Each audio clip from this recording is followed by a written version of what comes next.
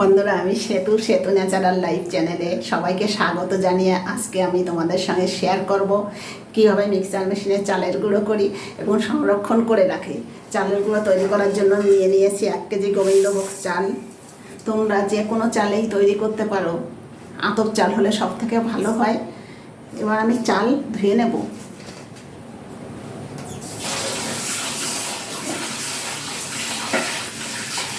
চাল বারবার ধুবো না, বেশি ধুলে ধুলে তো গোবিন্দভোগ চাল, চালের সেন্ট নষ্ট হয়ে যাবে। চাল ধোয়া হয়ে গিয়েছে। এবার আমি 10 বা 15 মিনিটের জন্য জলে ভিজিয়ে রেখে দেব।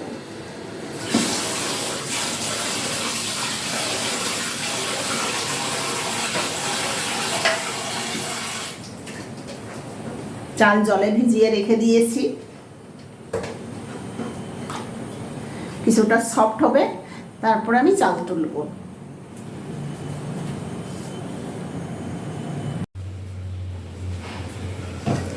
দশ 15 মিনিটেই চাল ভিজে কতটা সফট হয়ে গিয়েছে, হালকা হাতে চাপ দিলেই ভেঙে যাচ্ছে। এখানে একটা মশারির নেটের মধ্যে জল ঝরাতে দিয়ে দেবো।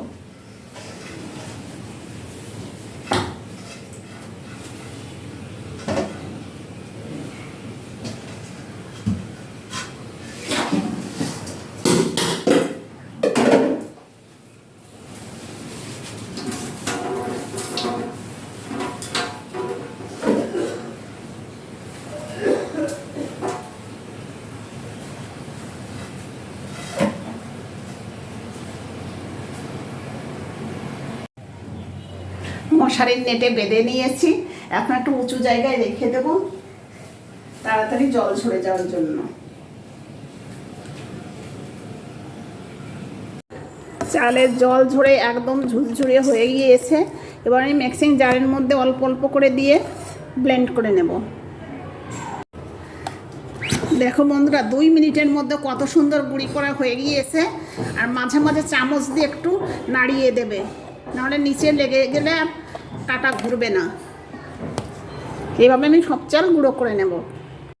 একদম অল্প সময়ের মধ্যে আমি সব চালের গুঁড়ো করে নিয়েছি। তো কতটা চালের গুঁড়ো হয়ে গিয়েছে। এবার একটা ছোট ফাঁকাওয়ালা ছাঁকনি দিয়ে চেলে নেব।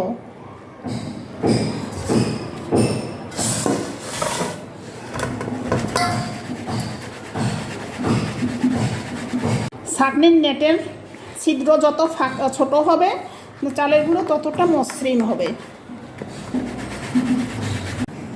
চালের গুঁড়ো বারবার চালার পরে লাস্টে যে দানা দানা থাকে, এটা হালকা করে একটু জল মাখিয়ে নেবে, মানে এটা একদম ড্রাই হয়ে যায়, সহজে আর গুঁড়ো হবে না।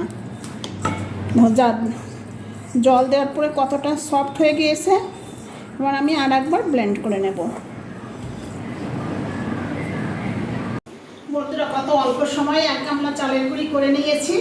এবার আমি রোদ্রে শুকাতে দিয়ে দেবো।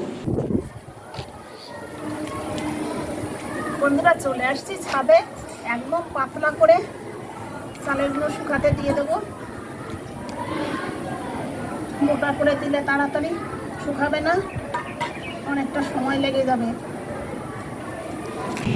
চালের গুঁড়ি কতটা সুন্দর শুকিয়ে গিয়েছে রোদ্রে, দেখো আঙুলে জড়িয়ে যাচ্ছে না।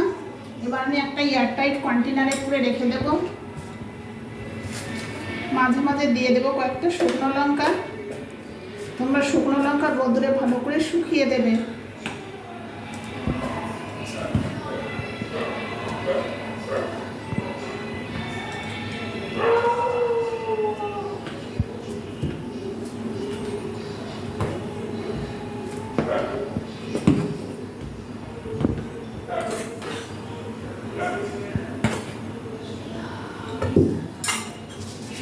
কন্টেনারের মুখ আটকিয়ে রেখে দেবো।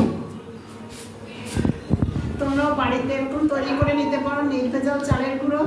যখন মনে হবে পিঠে পায়েস যে কোনো খাবার তৈরি করে খেতে পারবে।